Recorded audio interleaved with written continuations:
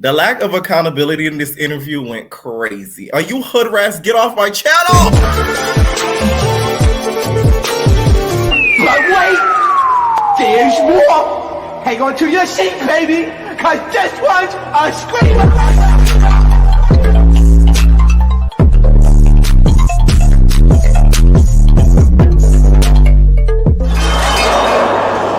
Are you not entertained? Are you not entertained?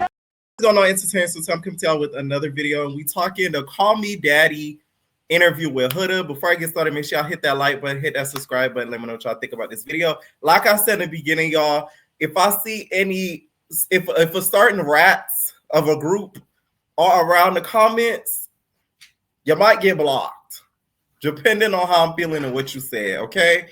Now the interview, you guys, I feel like we were told a lot of information that we weren't told before, but what bothered me is the lack of accountability that she had throughout the whole interview.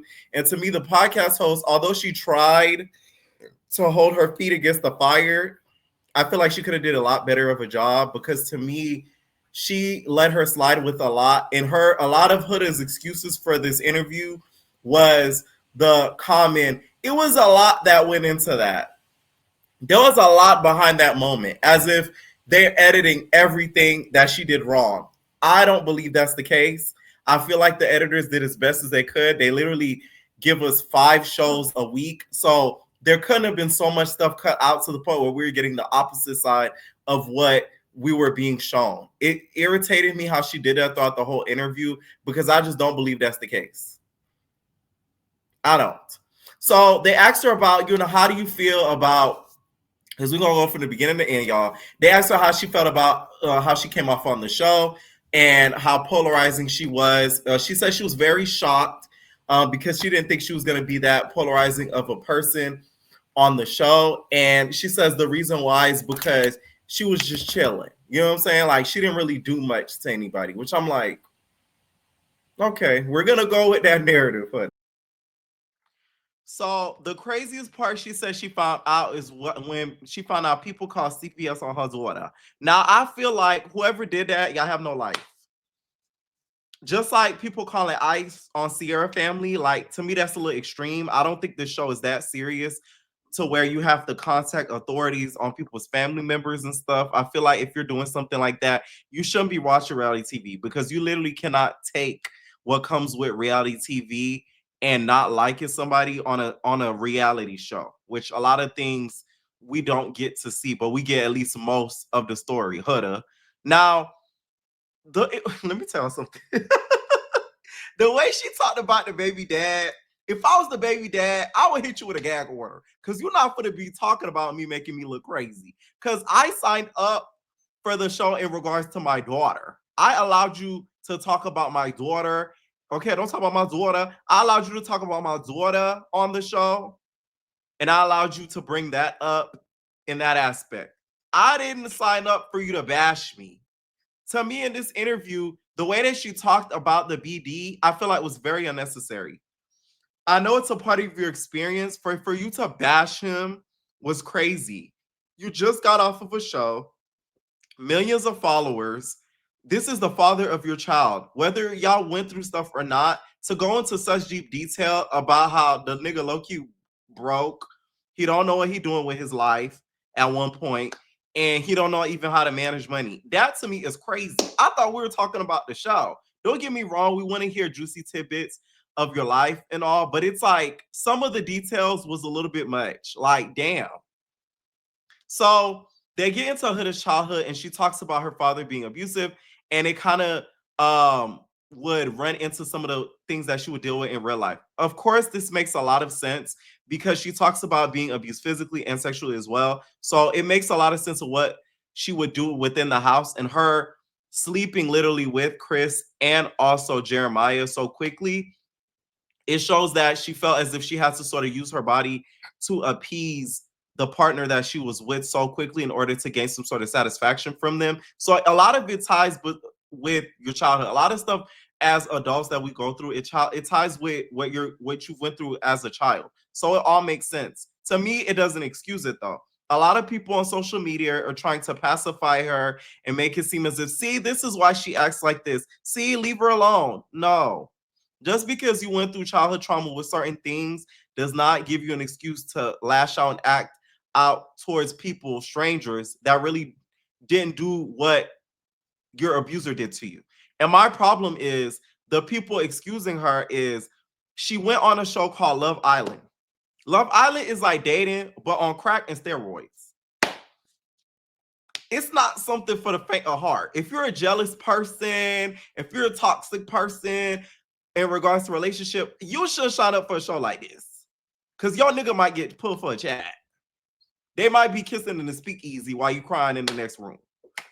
You get what I'm saying? They might get hand spits, Hannah, while you over there chilling. So it's like, yeah, this wasn't the show for Huda. I feel like, to me, a show like this only made all of her trauma come out in every situation that she was put in.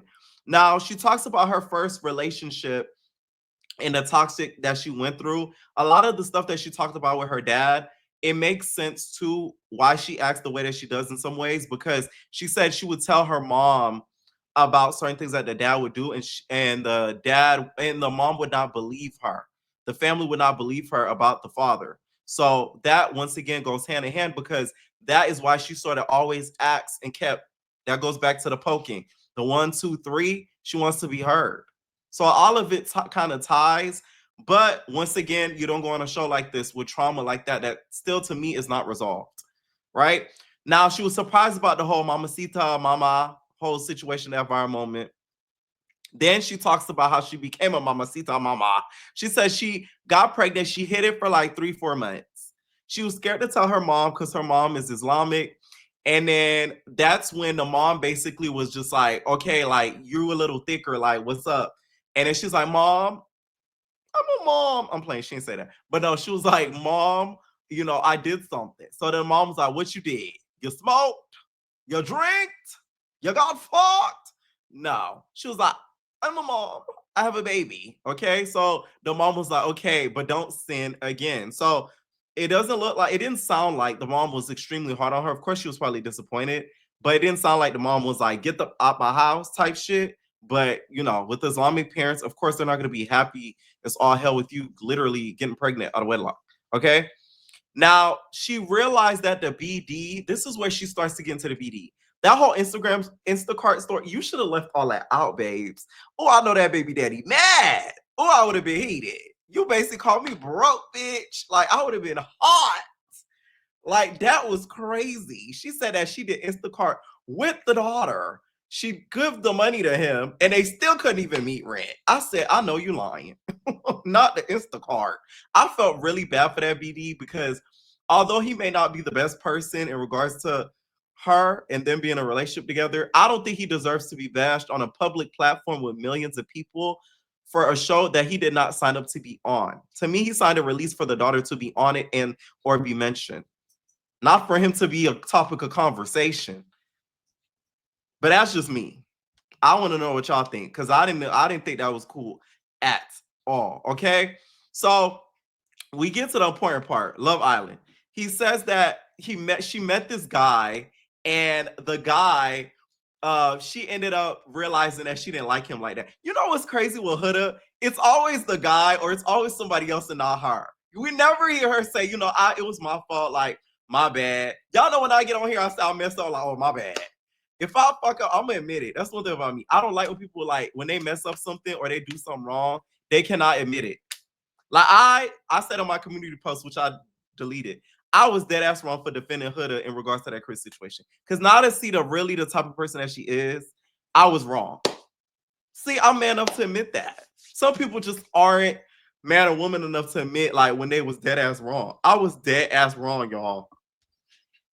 But y'all, she met this guy on out and about, and then they started dating, and then she found out that they reached out to him to be on Love Island, and she's always wanted to be on Love Island. She saw the show, she manifested on being the show. Apparently, Sierra says she manifested on being the show, and look what happened to her. And then Huda has a big hate train as well, so it's like, maybe manifesting isn't the best. I was like, maybe I should manifest something to get on something, but it's like, The way the manifesto turning out, I'm good. So when she met the guy ended up in her not working out because she found out that he wasn't for her. Don't we hear that a lot from Huda? He wasn't for her. So she realized that, she needed to move on. And then she was like, hey, let me apply for Love Island. She ended up getting on Love Island. They reached out to her after, I'm guessing, she applied. Now, she didn't clarify if they just reached out to her just based off of Instagram or if she actually applied and then they reached out. That wasn't like clarified, and I kind of wish it was, because it's like, are you a recruit or did you actually go in there and place that application? Yeah, you know what I'm saying? So after they reached out to her, she did multiple interviews, and then she said that she went and they flew her to Fiji and they did the promo. I'm glad she said this because a lot of people don't realize this about reality TV, even though I haven't been on it, but I almost got on it like a billion times. I hate talking about that. So when they flew her out to the promo, they told her, hey, you may not be on it. So when y'all see her do that, you might not even be on there. They just make you do that, and then they decide the final people, and they decided that they wanted her on the final lineup. I think her being a mom helped out a lot. I think that was a big part of her getting casted because that was like the edge that she had, on the other girls and stuff like that, right? So she talks about Jeremiah. We get to the Jeremiah of it all. And she said they really had a connection because when on the first day when they hugged, she almost tripped and he caught her. And she felt like, wow, like you got me. Now you can't say that was love bombing, Huda. That was just you falling. Fuck a love bomb and you fall. You get what I'm saying? Like you fell for him literally and figuratively. So you can't say that was love bombing. Now, what I will say would be love bombing was she said on the chill days when they weren't allowed to, like, I guess, talk and stuff and like be separate from each other. She said that they would be making kissy faces at each other. Okay. Like kisses through the phone, but instead kisses in the villa. So they'd be like,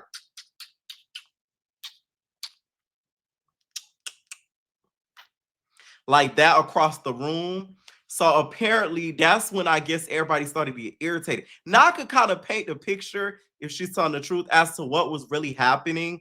Because if all that was going on, the other couples was probably like, they just met each other and they doing the most. Like, this is too much. Now it makes sense. If she's telling the truth, that is, okay? Now, she says that she doesn't believe Jeremiah found her more attractive that she was a mom. Not gonna lie, I agree with her. I don't think Jeremiah felt that she was more attractive because she's a mom. I think Jeremiah was telling her that to make her feel better. I think that's what it was. Now, Huda's excuse in this interview for telling people that she's not a mom to me is pure BS. She says, like, I just wanted people to get to know me for like me and like then like the other stuff. Girl, you are a mother. What other stuff? That baby comes before a nigga. Like, that conversation really irritates me because it's like she talks about being a mom, like she talks about like being trans or something. Because you know how the trans debate, a lot of people have different views as to when you should tell a nigga that you trans and stuff.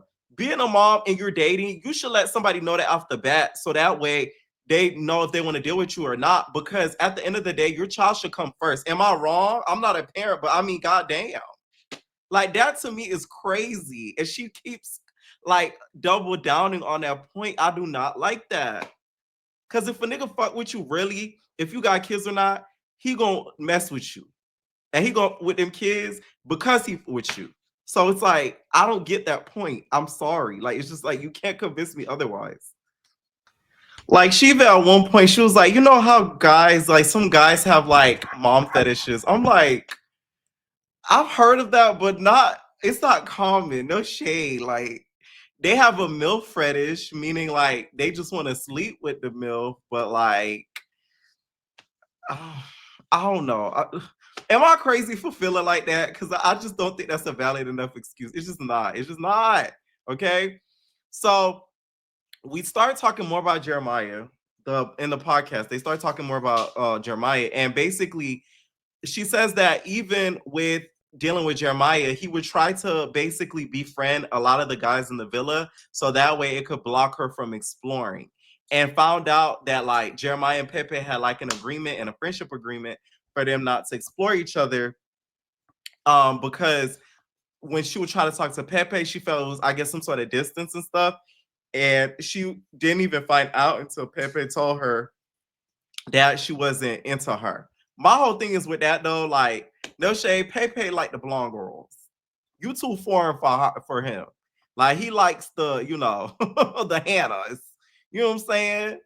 The Hillarys. You know what I'm saying? Like the Katies. He don't like the Hudas. You see what I'm saying? Like we all know Pepe's type.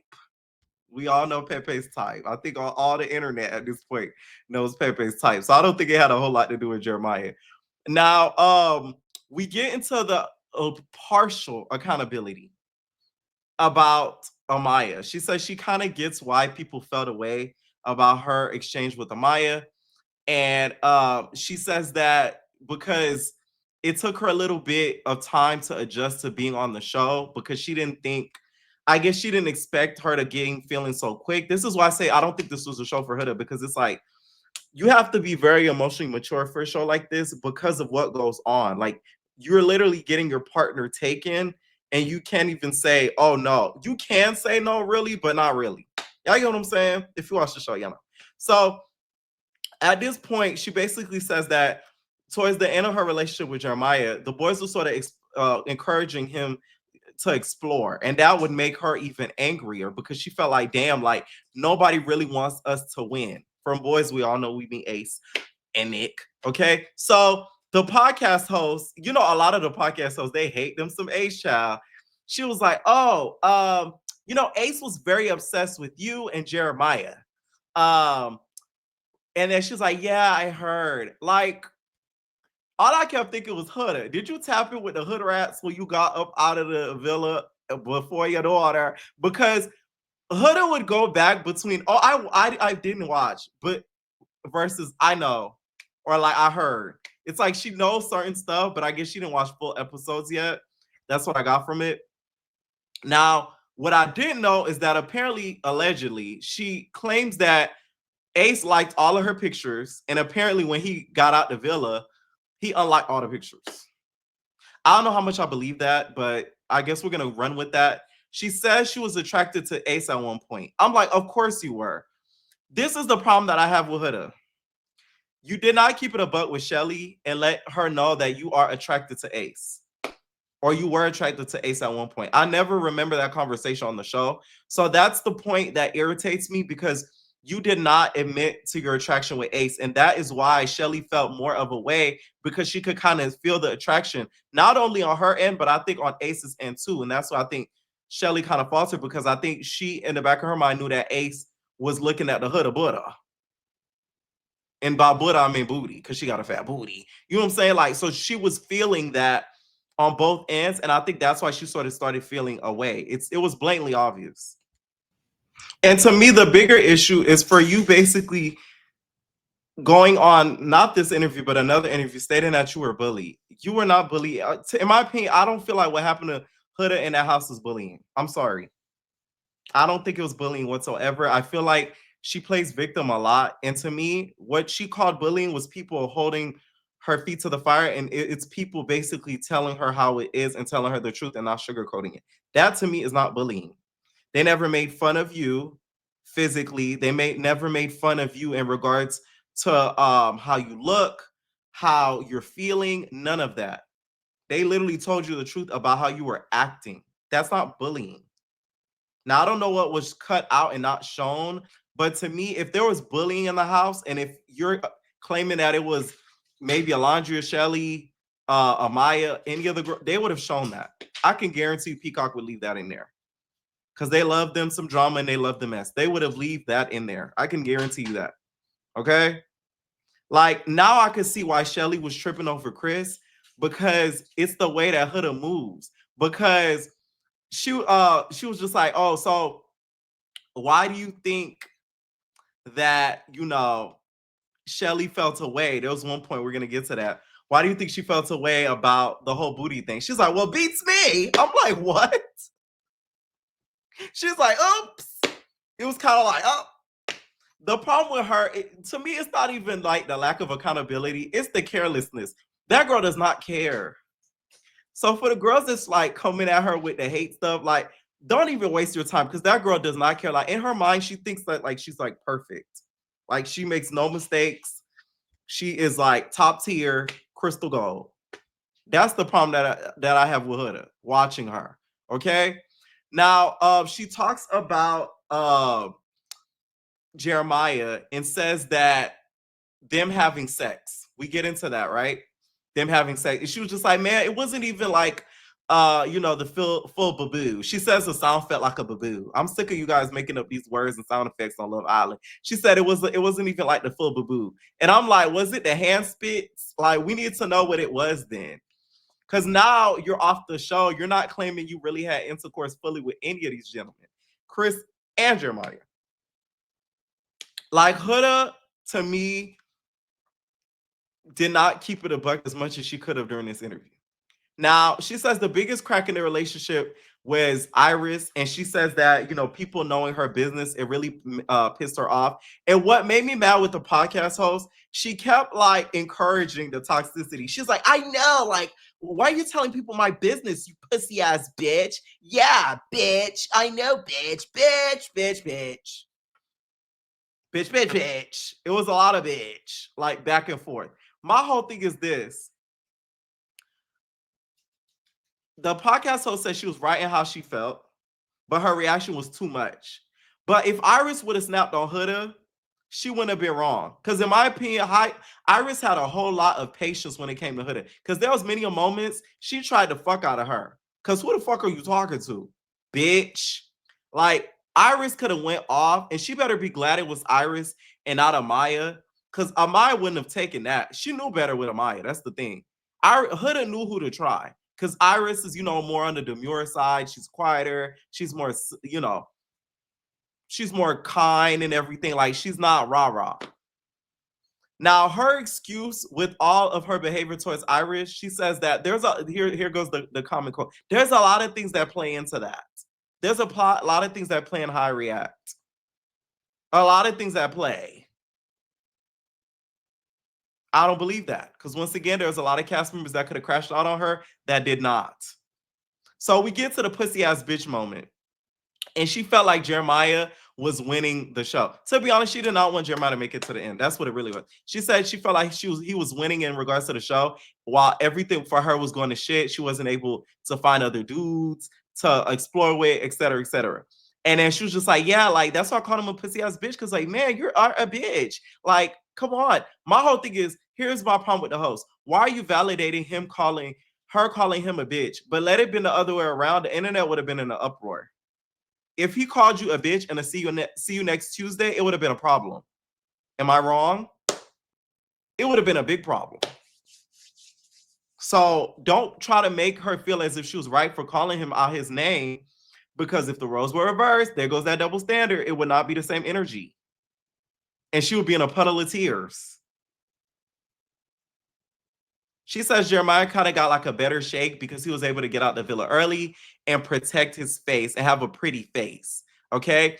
And this is the part that had me kid. Apparently, Jeremiah, according to Huda, was love bombing because when Jeremiah came along, when Adriana came along, Jeremiah was hitting him with the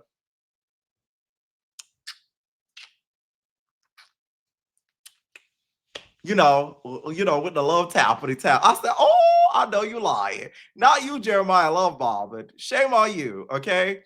Now, do I believe that? Yes. I think Jeremiah was so sick of her at that point that she wanted the next newest thing, the next hottest thing to latch onto, and Adrina fit the bill, okay? She said she felt about him going home, et cetera, et cetera. Do I really believe that? Not really, okay? Then we get to Casa Amor. She says that she brought Chris for the both of them. Now this, I really don't believe now. I don't believe it now. And they asked her, why do you think Shelly feels away? She said, beats me. That's what we get, the beats me. I'm like, this girl does not give a fuck. Beats you. She could have beat you. Now, she would have beat you. It would have been a problem. Like, That to me is crazy. It's like she doesn't care. Shelly has since unfollowed her, which I feel like she's in right. She has a right to doing that because if you say you're getting bullied, and mind you, she said that in a separate interview, you got to clarify who was doing it because they're gonna automatically assume it was the girls that were around you. And the way that Love Island fandom is, from what I've seen recently, it's very racist. So you got to be careful what you say, especially with your 3 million followers and your hood rats. So we get to the infamous heart rate challenge. Now she tells the interviewer that she did not ride Ace's face. I don't know if I, believe her because she said she did a little drop something. I think you said, I think it wasn't a ride, but I think it was a toggle. There's the difference. There's riding and there's a toggle. I think she did a toggle on the face, which is too much. But apparently the editor's chopped screwed, officially been chopped and screwed. So we did not see that. But I do think it did happen. I think Huda's trying to save face with that. So that way she does not look bad. To be honest, which I don't know why, because it's like the world already thinks you did it. And then two, you already have Shelly still looking at you sideways from doing that. Okay. So here's where we get to Chris. They talk about Chris in regards to how he felt about her. He says that Chris was side-eyeing a lot of the girls, meaning that he had a wandering eye. Okay, which I'm like, a lot of y'all had wandering lips. So who gives a fuck? Like, my whole thing is like, I feel like if you go on a show like this, you would be kind of crazy to be like, why are you looking at that girl like that? But the same girl he's looking at, he could kiss at a challenge. So why do you care? Like, it's just like, you gotta kind of be realistic when you go on a show like this. And I feel like Huda was not realistic on a show like this. Okay. So she says there was a heavy amount of editing, and she feels as if Chris sort of like played her. Okay. And says that Chris had a nickname for all of the girls. I wonder what nicknames he had. Like for Shelly, did he have, Griot Booty? Because she Haitian, like me. Alondria, did he had uh country cutters? Cause she be wearing them booty cutters and she country. Like, I want to know the nicknames he had for her. Like, I really want to know. Like, Sierra, did he call her lips? You get what I'm saying? Iris, did he call her Hannah Montana? I gotta keep going, y'all. Amaya, did he call her sweet fruit papaya? Like, I want to know the nicknames.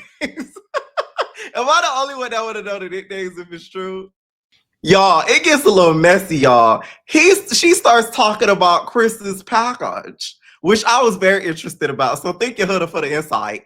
Although I don't think I believe you all the way. Now the podcast sort of set up Chris. Basically said like, hey, I heard, like, not I heard, but Chris was telling people all over the villa that he was fucking you and stuff. First of all, he did not do that. So don't do that. All he said was he folded. Now he did say after the whole PDA situation, like we would have sex, but she's not kissing me in public. That was out of frustration. He wasn't going around talking about how he's fucking Huda, being braggadocious. So that's what pissed me off, because you're kind of changing the narrative, and she didn't even watch the show.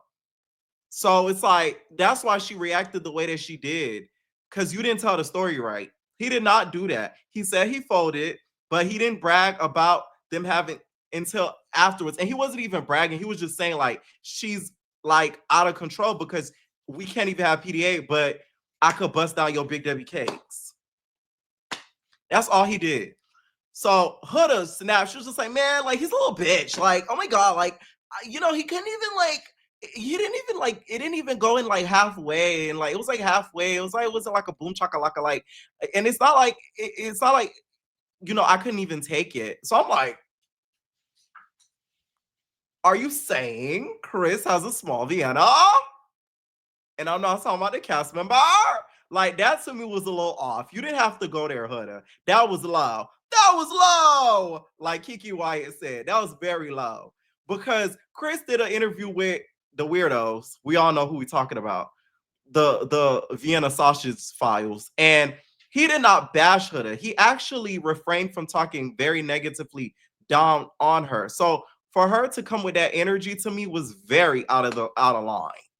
And girl, you better hope he don't bring them seven sisters to the reunion in New York. Cause Huda, you gonna have a bad problem. Cause you messing with a soccer team of sisters over there, and they're gonna come for your neck. So we get to the riding on the back of it all with the water, the chase. I call it the chasing waterfall scene. The chasing waterfalls, please stick to the rivers and that scene. Apparently, what happened was when he went away, Huda said, "Come back," and he said, "Are you gonna pick me up?" And then he said, "No." He said, "Then what the are you doing here? Fuck are you doing here?" Okay. Y'all know that video that went viral with Mel? She said, "Fuck are you doing here?" That white guy. That's basically what Huda was saying to him. But I guess they cut that out because I don't remember that. So the interview did ask her, like, did you feel taken advantage of in that moment?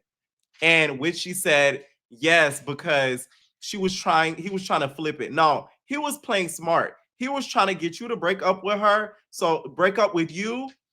So that way you don't crash out. Because if he broke up with you, you might have crashed out.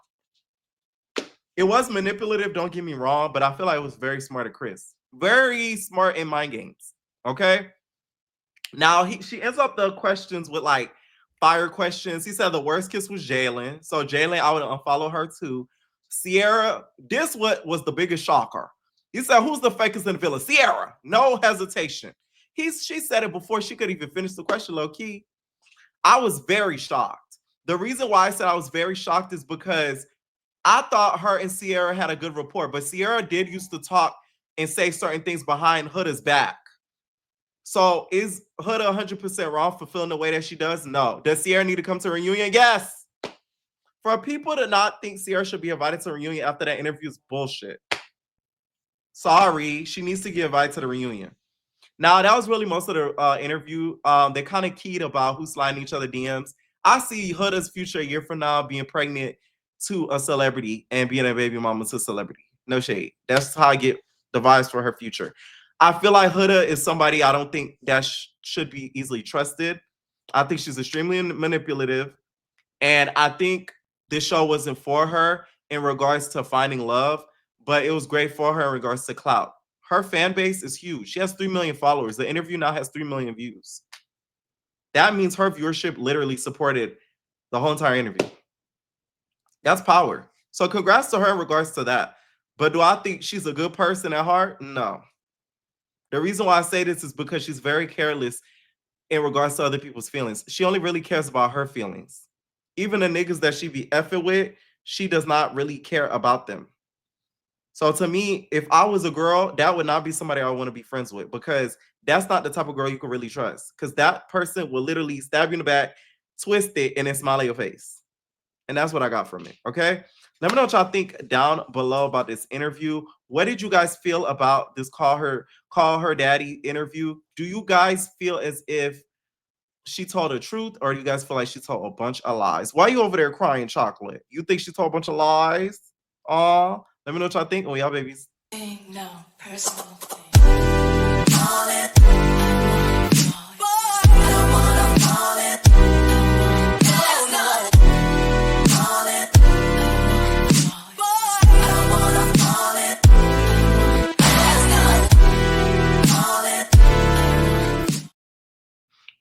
Okay, you like Huda? How you feel about Huda? You think she's a liar? Huh? You gotta let me know how you feel about her, Pop. Oh, never mind that.